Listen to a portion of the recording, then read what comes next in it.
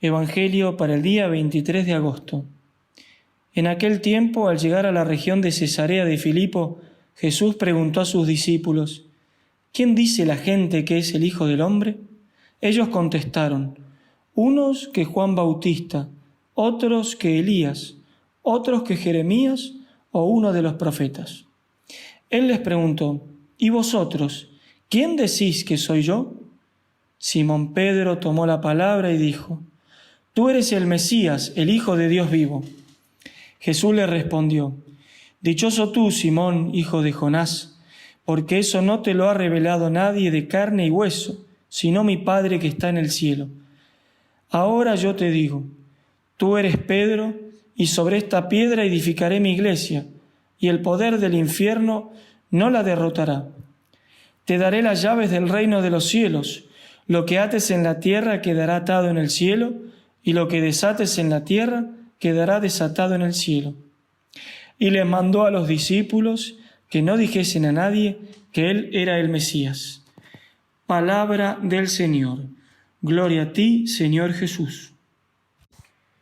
Cristo nuestro Señor constituyó al apóstol San Pedro como primero entre los apóstoles y como cabeza visible de toda la Iglesia. Como sabemos, la cabeza invisible de la Iglesia es Cristo.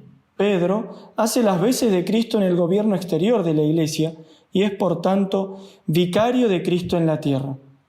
Desde el principio, Cristo distinguió al apóstol San Pedro entre todos los demás apóstoles.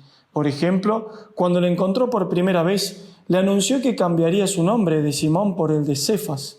Tú eres Simón, el hijo de Juan. Tú serás llamado Cefas, o sea, roca. El nombre de Cefas indica claramente el oficio para el cual le ha destinado el Señor. En todas las menciones de los apóstoles, siempre se cita en primer lugar a Pedro. Podemos encontrar en el primado de Pedro y por lo tanto en el ministerio petrino que ejerce el Santo Padre, tres características que quiero destacar hoy. En primer lugar, Pedro como fundamento de la unidad. Pedro dará a esta sociedad visible la unidad y firmeza inquebrantable que da a una casa el estar asentada sobre roca viva. Por eso dice la Lumen Gentium: esta es la única iglesia de Cristo, que en el símbolo confesamos una, santa, católica y apostólica, la que nuestro Señor confió después de su resurrección a Pedro para que la apacentara, confiándole a él y a los demás apóstoles su difusión y gobierno, y la erigió para siempre como columna y fundamento de la verdad. De este modo, los católicos, en unión con el Santo Padre, sucesor de San Pedro, cabeza visible de la Iglesia, tenemos asegurada la vía que conduce al Padre. Sobre esta piedra edificaré mi iglesia, y el poder del infierno no la derrotará. En segundo lugar, podemos ver a San Pedro como administrador del reino de Dios en la tierra. Leyendo el Evangelio de hoy, entendemos que Pedro ha de ser también el poseedor de las llaves, es decir, el administrador del reino de Dios en la tierra. Las llaves son el símbolo del poder y la soberanía. Tenemos que imaginar este reino no como una extensión compuesta de campos y ciudades, sino como una ciudad amurallada que posee una única entrada y cuya llave está en manos del gobernante, y a él se le confía la custodia y protección de los habitantes de esta ciudad. Es signo, por tanto, del poder y de la autoridad que se tiene sobre esa ciudad, sobre ese reino. Lo hemos escuchado en la primera lectura, en el libro del profeta Isaías: pondré sobre su hombro, refiriéndose a Eliaquim, la llave de la casa de David. Él abrirá y nadie cerrará. Él cerrará y nadie abrirá. Eliaquim es figura de San Pedro. Por eso leemos en el Catecismo de la Iglesia Católica: Jesús ha confiado a Pedro una autoridad específica. El poder de las llaves designa la autoridad para gobernar la casa de Dios, que es la Iglesia. Jesús, el buen pastor, confirmó este encargo a Pedro después de su resurrección.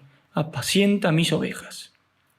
En tercer lugar, nuestro Señor Jesucristo le da a San Pedro la autoridad para absolver los pecados. A él, a Pedro, incumbe finalmente atar y desatar, es decir, según la terminología rabínica, lanzar la excomunión o levantarla, o también interpretar la ley en el sentido de que una cosa está permitida, desatada o no, o sea, atada.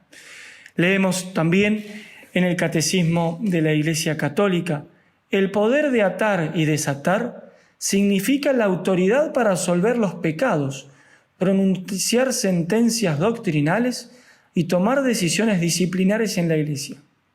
Jesús confió esta autoridad a la Iglesia por el ministerio de los apóstoles y particularmente por el de Pedro, el único a quien él confió explícitamente las llaves del reino. Y de allí que Pedro será representado generalmente con las llaves en sus manos, a diferencia de los demás apóstoles que son representados con los instrumentos con que fueron martirizados. Pidamos hoy, por intercesión de María Santísima, la gracia de no apartarnos nunca de esta unidad de la Iglesia, que cada uno de nosotros, en el ámbito que nos corresponda, podamos ser instrumentos de esta unidad y así colaborar a que más almas se acerquen a la Iglesia, fuera de la cual no hay salvación. Ave María Purísima, sin pecado concebida.